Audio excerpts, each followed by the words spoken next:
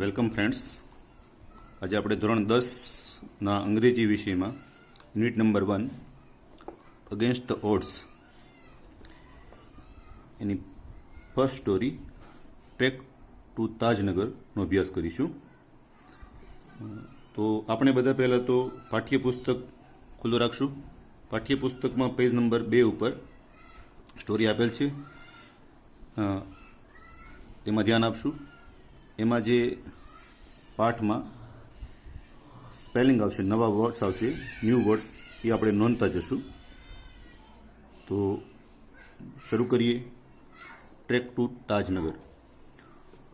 Four 25 years, residents of Tajnagar village near Gurgaon lobby for a railway station in their village. એમાં પહેલો શબ્દ છે lobby. ક્રિયાપદ છે. એનો અર્થ થાય એકઠા થવું, ભેગા થવું.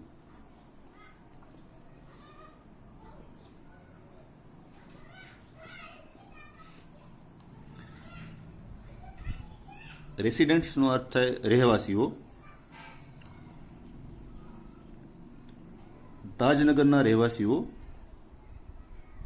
25 વર્ષથી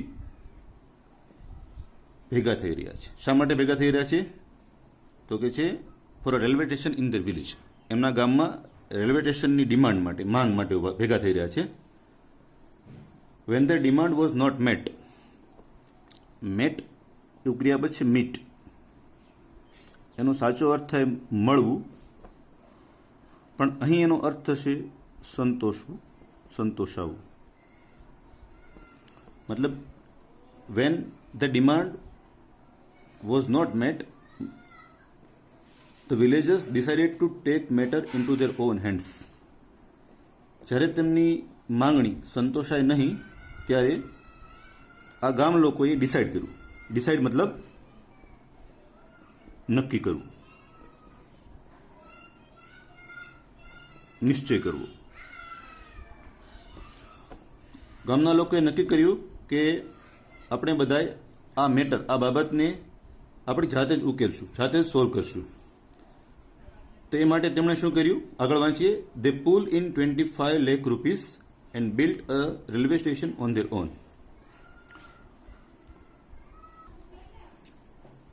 પુલ ઇન એટલે એકઠું કરવું, ભેગું કરવું.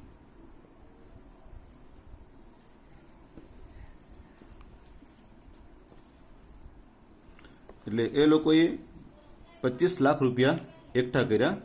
શા માટે એકઠા કર્યા? And built a railway station in there on. અને પોતાની જાતે જ, ઓન એટલે જાતે, પોતે જ રેલવે સ્ટેશન બનાવવાનું, બાંધવાનું નિર્ણય કર્યો, નક્કી કર્યું. Most of 3000 people living in the village R farmers. હવે તાજનગર ગામની વાત કરીએ તો એમાં મોસ્ટ ઓફ ધ પીપલ એટલે મોટાભાગના લોકો કેવા હતા? ફાર્મર્સ, ખેડૂત હતા. But such was the burning desire to have a station in their village. Everybody contributed according to their capacity. પણ એ લોકો માટે સચનો અર્થ થાય એવું. Such was a burning Dzire.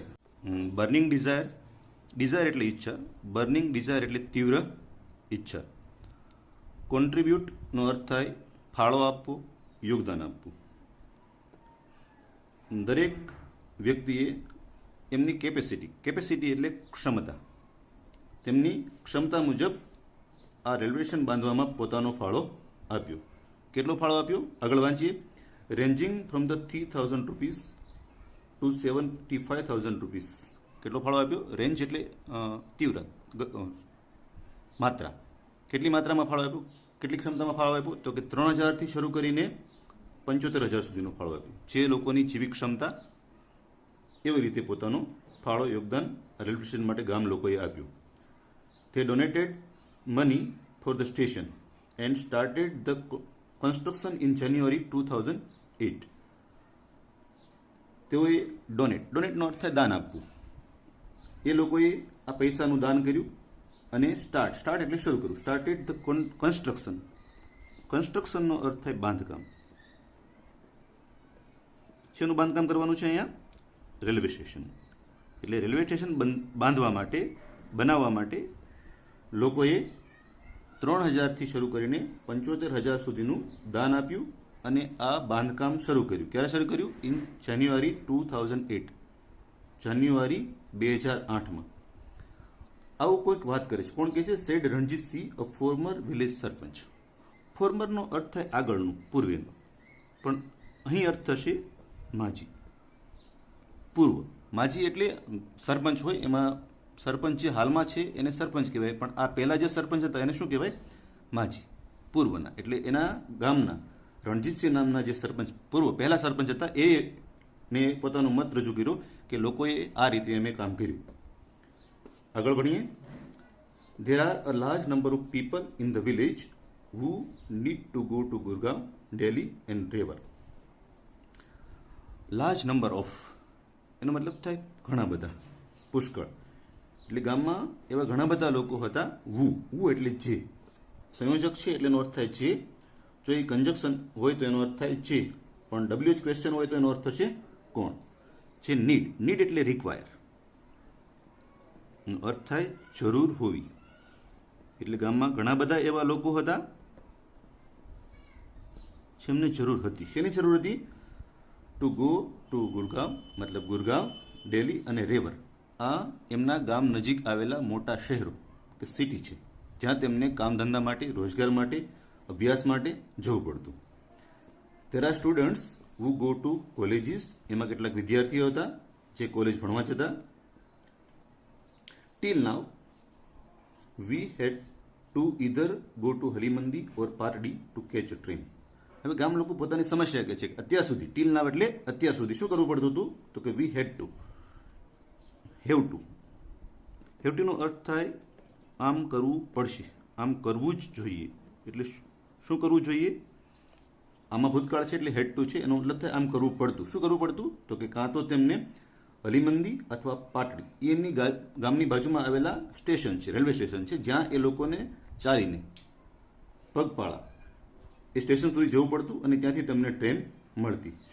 આગળ લખ્યું છે ટુ કેચ અ ટ્રેન, મતલબ ટ્રેન પકડવા માટે, ટ્રેનમાં બેસીને બીજે જવા માટે એમને હલીમંદી અથવા પાટડી નામના ગામમાં જવું પડતું હતું.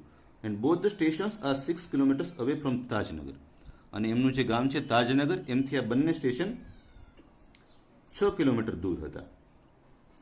We thought when the railway line passes through the village, we would have a station here. Thought એવો ક્રિયાપદ છે think. think એટલે વિચારવું, એનું ભૂતકાળ થાય thought અને એનું ભૂતકૃદંત થાય thought. અર્થ થાય વિચારવું, વિચાર્યું અને વિચારેલું.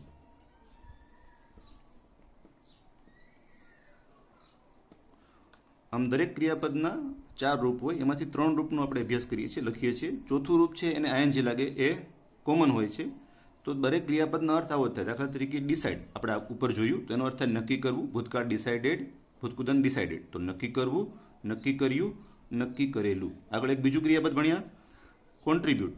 એનો અર્થ થાય ફાળો આપવો.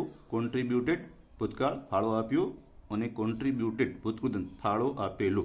આ પ્રમાણે દરેક ક્રિયાપદના ભાષાંતર સમાન થાય છે તમારી જાણ માટે. એટલે એ લોકોએ વિચાર્યું. શું વિચાર્યું? કે વેન એટલે જ્યારે, when the railway line passes through the village. જ્યારે રેલવે લાઇનનો અર્થ થાય પાટા. આ પાઠમાં એનો અર્થ થાય પાટા. રેલવે ટ્રેક, આપણે આગળ ભણી ગયા ટ્રેકનો પર્યાય થાય લાઇન, મતલબ રેલગાડીના પાટા અથવા રેલવે ટ્રેક. જ્યારે પોતાના ગામમાંથી પાસ એટલે પસાર થવું, પસાર થાય છે, ત્યારે વી would have a station here. તો અમારા ગામમાં, આપણા ગામમાં રેલવે સ્ટેશન અહીં જ હોવું જોઈએ. But it didn't happen. એક બીજું ક્રિયાપદ છે હેપન. હેપનનો અર્થ થાય થવું, બનવું, હોવું. એનો પર્યાય થાય બી. બીજો એક પર્યાય થાય બીકમ. એનો અર્થ થાય થવું, બનવું અથવા હોવું. ધેટ ડીડ નોટ હેપન, મતલબ તેવું કંઈ બન્યું નહીં. મતલબ એમના ગામમાંથી રેલવે ટ્રેક, રેલવે લાઇન પસાર થતી હોવા છતાં એમના ગામમાં રેલવે સ્ટેશનની સુવિધા મળતી નથી. સો they raised the demand in 1982 and have been continuously asking for it. But the railway told us that they did not have funds. તો આ લોકોએ શું કર્યું? ધે રેઝ એટલે એનો સાચો અર્થ ઊંચકવું, પણ અહીં છે રેઝ ધ ડિમાન્ડ. ડિમાન્ડ એટલે માગણી, માંગ. આખાનો અર્થ કરશું માગણી કરવી. એટલે એ લોકોએ માગણી કરી કે અમારા ગામમાં રેલવે સ્ટેશન હોવું જોઈએ. અને આ ડિમાન્ડ એને 1982માં મૂકી, અને એ માગણી એને સતત, કન્ટિન્યુઅસલી એટલે સતત,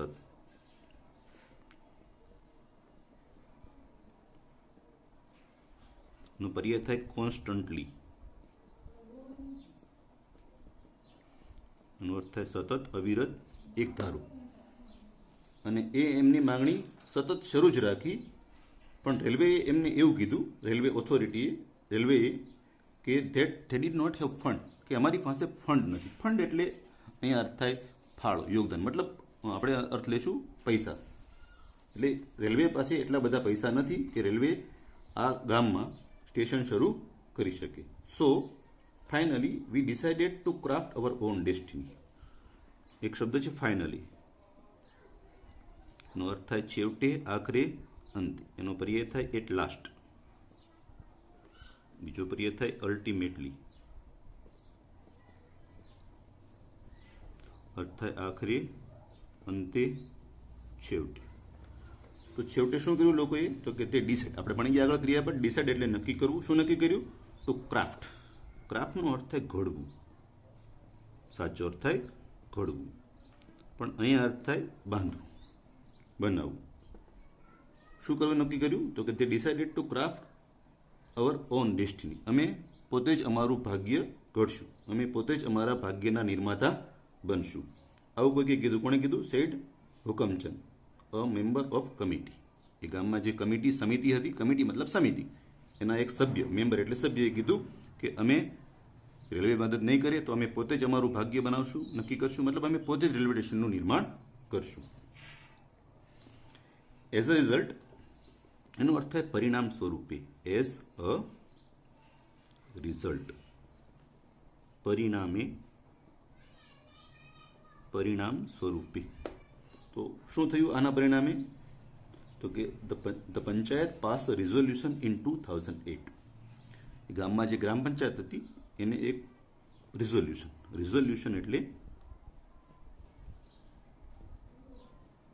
ખરડો, એક ઠરાવ. તો એવો ઠરાવ કરવામાં આવ્યો, એવો એક ખરડો પસાર કરવામાં આવ્યો. એ ખરડામાં શું હતું? તો કે saying that since the railway was not able to build a station for them, they would do it for themselves and with their own money. એવો ખરડો પસાર કર્યો કે આપણે પોતે શું કરશું? the railway was not able to build a station. એમાં એક ક્રિયાપદ છે be able to. તમે શબ્દ ભણી ગયા છો કેન, એનો પર્યાય છે. એનો અર્થ થાય શકવું, કરી શકવું, સમર્થ હોવું, શક્તિમાન હોવું. એટલે રેલવે આ કામ કરવા માટે સમર્થ નથી, રેલવે પાસે એટલા પૈસા નથી, એટલે શું કરશું? તો કે they would do it for themselves. Themselves મતલબ પોતાની જાતે, મતલબ ગામ લોકો પોતાની જાતે તે આ કામ કરશે. અને કેવી રીતે કરશે? વિથ ધેર ઓન મની, અને પોતાના જ પૈસાથી. મતલબ રેલવે મદદ ન કરે, રેલવે પોતાનું ફંડ ન આપી શકતું હોય તો ગામ લોકો પોતે જ પોતાની જાતે પૈસા એકત્રિત કરશે અને પોતાની જાતે જ પોતાની સમસ્યાનું નિરાકરણ કરશે. Soon, an 11-member team was formed and the team started collecting money from villagers. Soon એટલે તરત જ, immediately, quickly. એના પર્યાય છે તાત્કાલિક, તરત જ, ઝડપથી. શું કર્યું?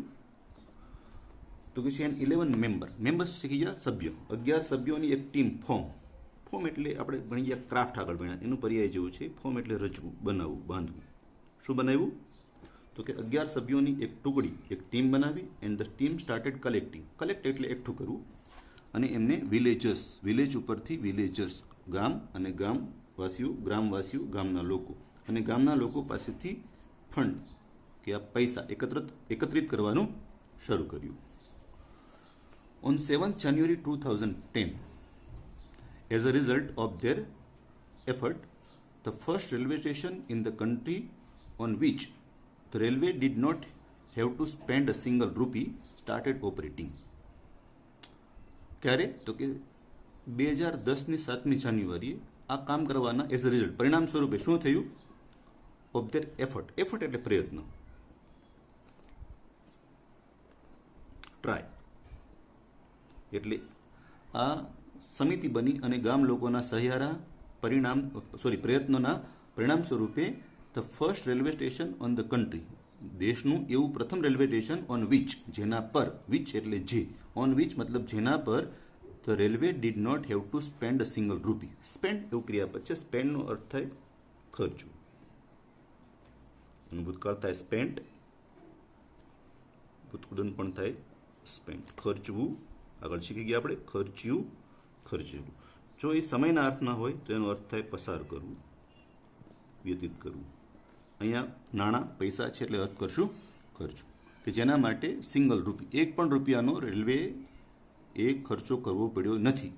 એવું રેલવે સ્ટેશન શું થયું? Started operation. સ્ટાર્ટેડ એટલે શરૂ થયું. ઓપરેશન મતલબ ક્રિયા, મતલબ કામ કરતું શરૂ થયું. Thank you. આજે આપણે પહેલી વાર્તાનો જ અભ્યાસ કરીશું. બીજા વિડીયોમાં મળશું ત્યારે બીજું ભણીશું. થેન્ક્સ અ લોટ.